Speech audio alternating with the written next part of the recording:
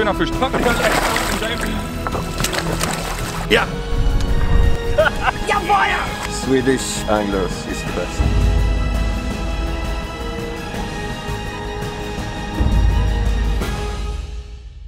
Der YouTube Predator Cup 2018 wird präsentiert von Duo Germany, Angel Joe und Bass Brigade.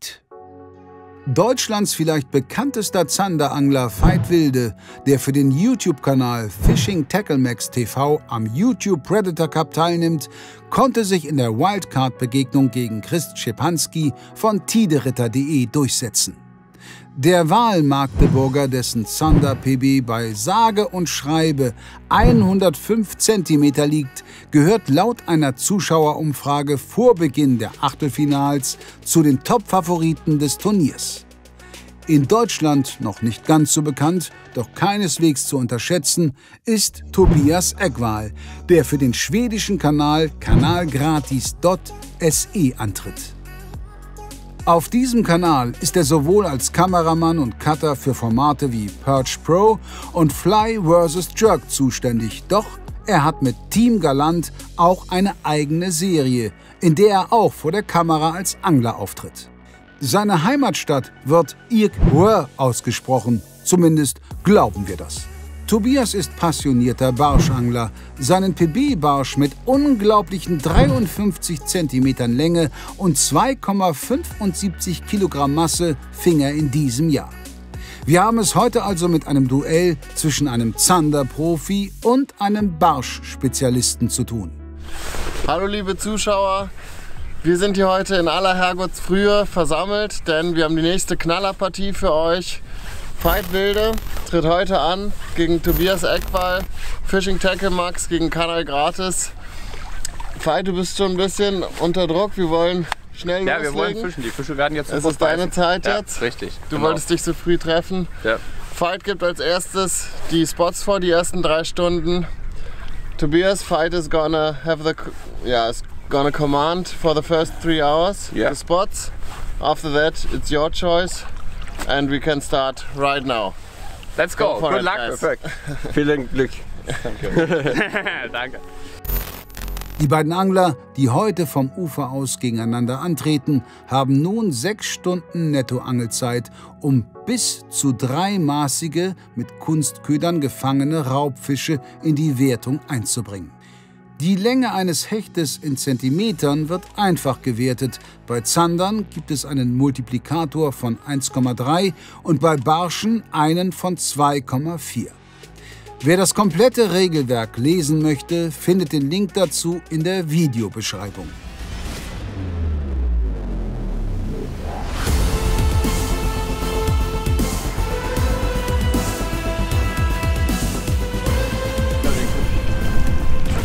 Fisch, Fisch, Fisch, Fisch, Fisch. Aber ihr könnt mir den Fett mal runtergeben.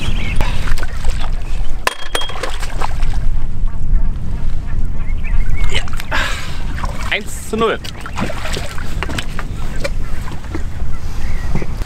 Und ihr seht, Zusatzdrilling schadet nicht, da hängt er nämlich dran. So, wollen wir den mal schnell messen? Dann geht's gleich weiter. Also wird nicht so komisch aufgerundet hier bei der Fisch und Fall. Also 65. 65, ja. Ne? Ja. Sehr schön. Gut. Wahnsinn! Keine 5 Minuten sind vergangen, da fängt Veit im Morgengrauen den ersten richtig guten Fisch des Duells. Der 65er Zander zählt 84,5 Punkte und bringt Veit in Führung. Lässt sich Tobi von diesem Blitzstart beeindrucken?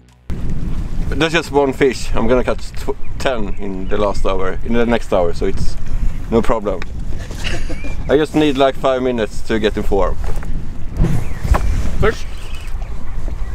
Das ist besser.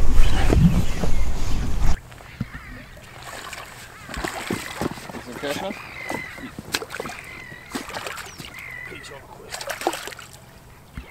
Zack.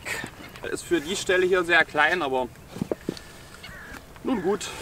56 so, ja. Gut. Auch der zweite Fisch des Tages geht auf Veits Konto. 56 cm bringen 72,8 Punkte und Veit kann seinen Vorsprung auf Tobi vergrößern.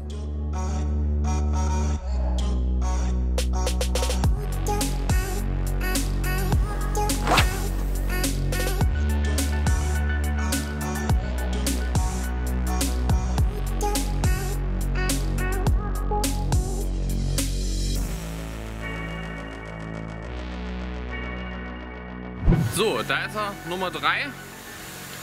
Das war ja das Minimalziel, 3 Fische in die Wertung zu bringen. Auf meinen neuen Speedjet hier, Zyka Pro Fishing Tackle Max. Die Farbe hier, Catchy Flake, die ist wirklich fängig und hat hier wieder zum Erfolg geführt. Und hat auch 55. Ja, okay. Petri Veit. Da müssen wir noch die größeren jetzt fangen. Dankeschön. Ob es die Technik oder die Köderwahl ist, Veit kommt im Morgengrauen phänomenal gut aus den Startlöchern und kann bereits seinen 3. Zander fangen, während Tobi noch ohne Biss ist. 55 cm bringen Veit 71,5 Zähler und sein Punktekonto wächst auf 228,8 Punkte. Das einzig Positive für Tobi zum jetzigen Zeitpunkt: ihm bleiben noch einige Stunden Zeit, um ebenfalls 3 Wertungsfische zu fangen. Tobi. Yeah. You've seen 3 fish so far? Yeah, he's good, but I'm gonna beat him. No, but the thing is, I've never fished this spot, so I don't exactly know which color and which lure works. So I have to change much in order to find out. Probably I should have test fished this spot, but we test fished another spot yesterday because we thought this place needed to rest for today, but probably that wasn't the best idea for me. I'm just gonna keep changing lures and retie the rig because there's a lot of rocks and so it was a little bit scratched, and if I catch something I don't want the line to break, so make a new knot and put on a new lure. Ja, man sieht es ein bisschen, dass Tobi hier an der Stelle noch nicht geangelt hat. Also ich sag mal so, das ist jetzt nicht abwertend gemeint, aber so mit den Gegebenheiten hier kommt er, glaube ich, nicht so gut zurecht. Aber ich habe ihm das gestern angeboten. Ich war ja schon ein paar Tage hier. Er ist ja gestern auch schon angereist, dass wir hier den Platz uns anschauen. Wir hätten auch ein paar Würfe machen können, aber er wollte es nicht. Ich finde, gute Vorbereitung gehört zu so einem Match immer dazu. Also bei mir ist das auf jeden Fall so, wenn ich das Gewässer kenne, wo gefischt wird, dann klar hat man schon mal einen großen Vorteil. Aber wenn ich das nicht kenne, dann würde ich mindestens 5 Angeltage vorher einplanen, um dort schon mal Probe zu fischen und wir dann auch entsprechende Infos einholen. Das ist natürlich dann gefährlich, wenn man da unvorbereitet rangeht an so eine Geschichte. Köder passt, den er jetzt dran macht. Könnte funktionieren, die Farbe ist gut. Aber wie gesagt, also er führt ihn viel zu aggressiv und die Wurfweite ist auch nicht die allerbeste. Die brauchen wir hier.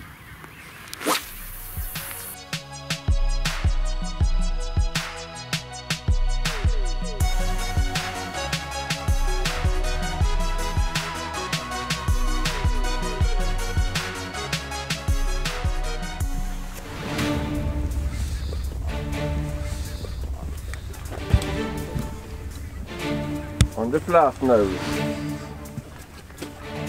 I hope it's a big one because I need it. I need it so bad. Yes. I hope it's 1 meter somewhere. I don't think so, but maybe it's a good one, yes.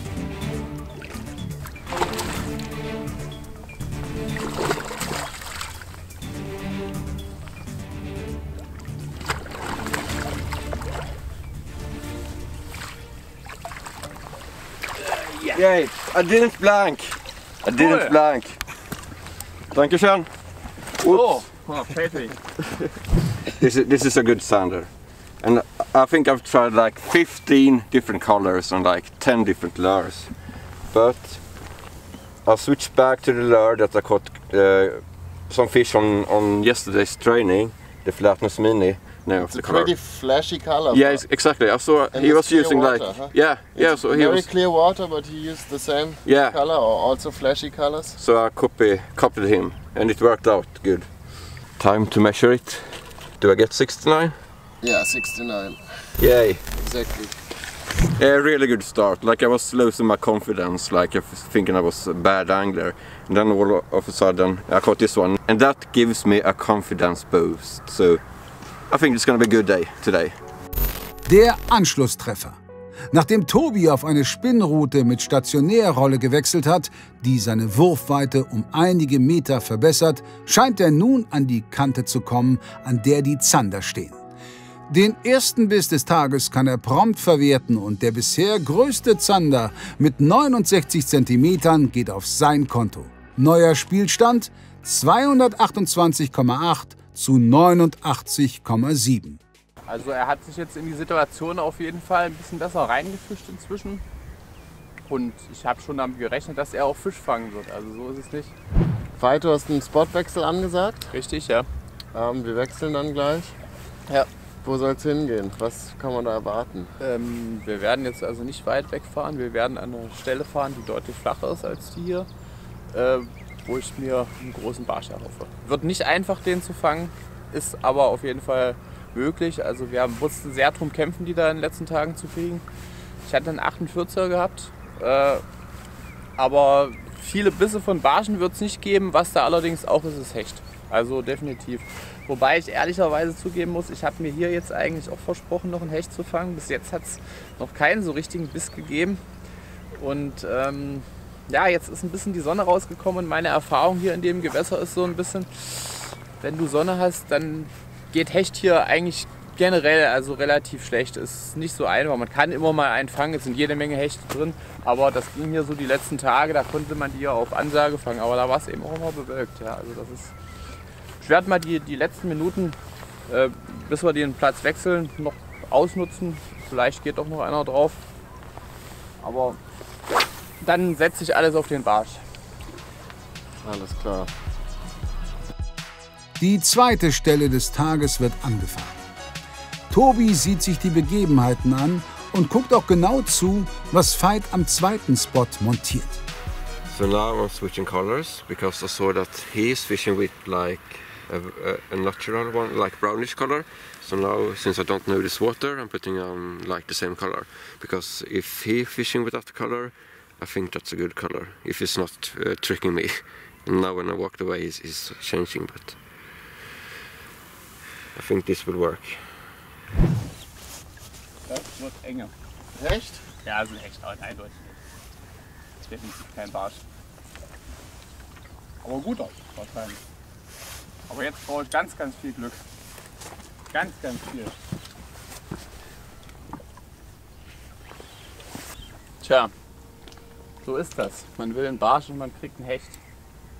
Der scheint zwar nicht schlecht zu sein, das Problem ist bloß, ich habe hier eine ganz dünne Schnur nur drauf und vor allen Dingen ein 25er Carbonvorfach. Ist eine gehakte Brasse bloß. Nichts, was in die Wertung kommt.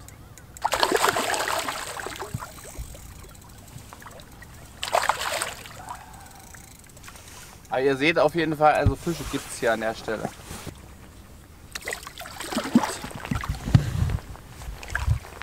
Ich wollte es jetzt nicht rausnehmen. Die Finger so schleimig machen damit. Der erste Fisch am neuen Spot ist kein Raubfisch, zudem nicht regulär gehakt, daher gibt es keine weiteren Punkte auf der Anzeigetafel. Doch es soll nicht lange dauern, da ist schon wieder eine Rute krumm.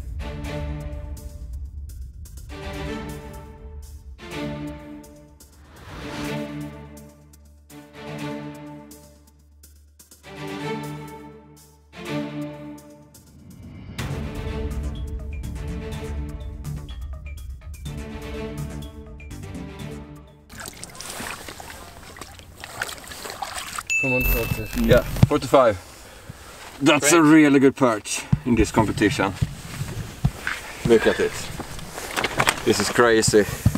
With this fish I think I'm really strong in this competition. I just need to catch one more fish and we have like But a little bit more than 3 hours left, so I think I will manage it. But you never know with fishing, I could be blanking the rest of the day. But hopefully not.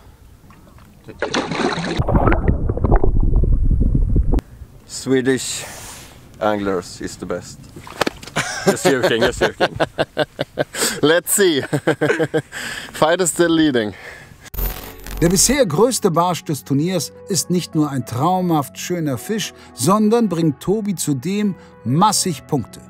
Mit einem Faktor von 2,4 multipliziert zählt dieser Barsch satte 108 Punkte und bringt Tobi wieder in Schlagdistanz. Nur noch 228,8 zu 197,7. Kann Tobi mit seinem dritten Wertungsfisch die Führung übernehmen oder zieht Veit wieder davon?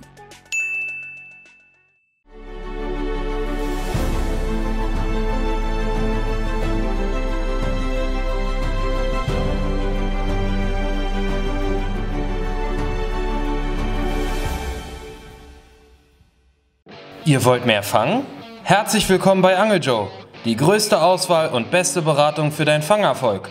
Jetzt schon 10-mal in Deutschland und online unter www.angeljoe.de. Du willst bei der Auslosung zum YouTube Predator Cup 2019 live dabei sein, die Stars der Szene treffen und sogar als Losfee aktiv werden? Hier kommt deine Chance. Wir verlosen 2 VIP-Tickets für die Angelwelt Berlin. Dabei übernachtest du mit deiner Begleitung 2 Nächte im modernen Titanic Komfort Mitte im Herzen Berlins mit direkter U-Bahn-Verbindung zur Berliner Messe und erstklassiger mediterraner Küche. Die Teilnahmebedingungen findest du in der Videobeschreibung. Viel Erfolg!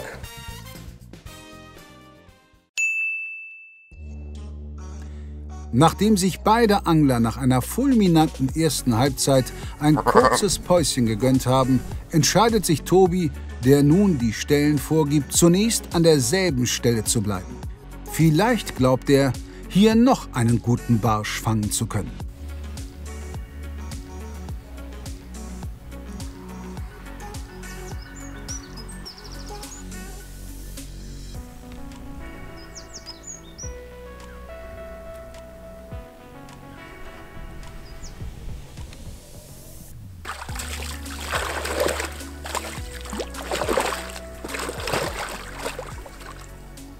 Yes! Pike! 3 fish! This is how you do it. The same there. Oh, this was exciting. The paper is full. Now I'm feeling satisfied. Oh, this was like I'm shaking. Like I'm seriously shaking. This is so intense. Like this is why I love fishing competition. First of all, you learn a lot. Second, it's so much excitement, and when it's really close, you like get the shivers. It's not super long, but like it sure gives me the lead. 65. Yeah. Congratulations! Thanks. Yeah, this is fun. This is good Veit, pike. brauchst du deinen Kescher wieder? Yeah. Let's Dein Kescher? let it go back. Like look at this clear water, and now it's swimming away. I'm so satisfied and glad. This is... Yeah! Für Tobi hätte die zweite Halbzeit besser nicht beginnen können. Es ist zwar kein Barsch, doch dieser 65er Hecht komplettiert nicht nur seine 3 Wertungsfische, er beschert ihm zudem seine erste Führung am heutigen Tag. Wer hätte das nach Veits Traumstart noch gedacht? Veit, wir haben kurz mal nachgerechnet. 1,6 Meter Hecht oder ein 44er Barsch oder aber 2 End-60er Zander, also 2 69er Zander. Ja. Das wären die Möglichkeiten, um hier auf den grünen Zweig zu kommen.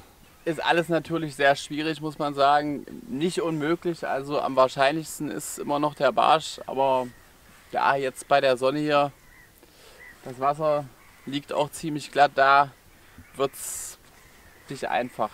Ich sehe das ganz entspannt, weil ich sage, er kannte das Gewässer nicht, er hat sich hier richtig stark reingeangelt. Also da ist das dann natürlich auch, wenn man hier abliefert, 3 Fische fängt, absolut verdient irgendwo. Ja, also da kann man jetzt nicht sagen, gut, heute früh hatte ich zwar viel mehr Bisse gehabt, mag alles sein, aber trotzdem, also er ist hier noch nie gewesen und fängt hier einen Dreier, also das ist absolute Spitzenklasse. Und wer das dann schafft, der hat dann irgendwo auch verdient gewonnen. Aber ich mache mal weiter, denn noch ist ja nichts verloren.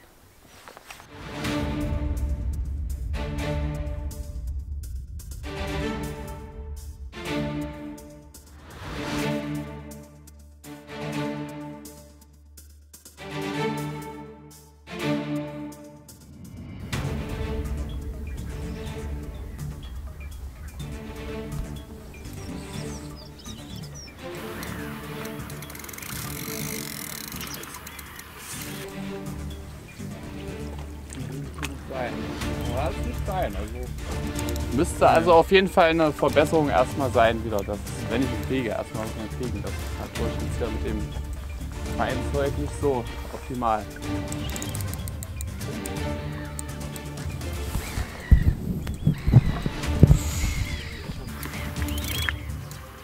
Jetzt wünscht man sich einen Stahlvorfach. Und ab. Ich hätte es vielleicht nicht sagen sollen. Der war wirklich gut. Durchgebissen.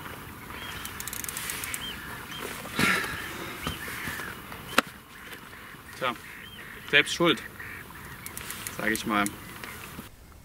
Das ist richtig bitter. Fuck. Ja, die ganzen Hechte, die wir hier gefangen haben, die haben wir alle mit Flugcarbon rausbekommen. Alle, auch den Meterfisch. Und ausgerechnet jetzt passiert sowas dann. Scheiße! Sorry, sollte man nicht vor der Kamera sagen, aber... Der letzte Spotwechsel des Tages führt die beiden Angler in einen Hafen. Warum hat Tobi diese Stelle für die letzten 1,5 Stunden des Battles ausgewählt? So now we're fishing this harbor that I trained in yesterday, and the thing here is that I'm confident that I think I can catch my son there, and also it's not that many perch here, and if he would have catch a big perch on the other spot, I think he could have won, but here there's not that many perch and it's not that many big pike either, so he needs 2 decent sounders in 1.5 hours, and I think it's quite hard for him to catch it, especially since I can catch one as well. But we'll see, it's going to be interesting. And it's not that deep here, so I'm going to start with the flatness again in the chartreuse color, with just 7 grams of head.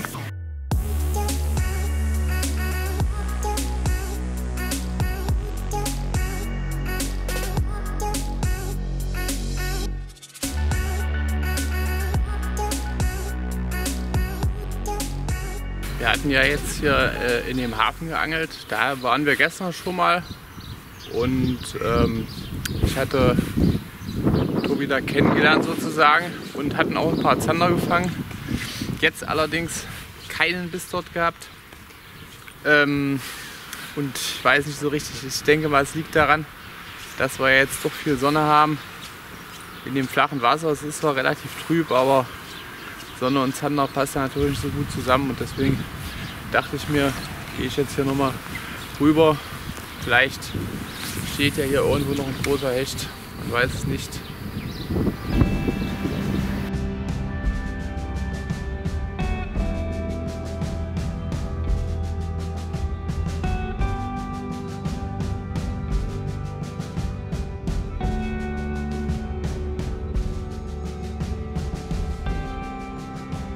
So, ein wirklich sehr, sehr spannendes Duell geht zu Ende. Vielen, vielen Dank. Thanks a lot. You were a great fisherman, but also great sportsman. Yes. Very fair. Good atmosphere. Was a pleasure with you guys. Wir haben gute Fische heute gesehen. Vielen Dank da auch nochmal an dich, dass du so schöne Spots ausgesucht hast. Ja. Und ja, das glücklichere Ende am Ende hatte Tobias. Congratulations. Thank you. Yeah, You made a very good job. Yeah. First time on a new water and caught all 3 fish. That's great. Yes, crazy. And it was really fun to do this competition. I think Yeah. it's a really good way to go out and fishing and learning. And yeah, I've learned a lot during these hours. Okay, good.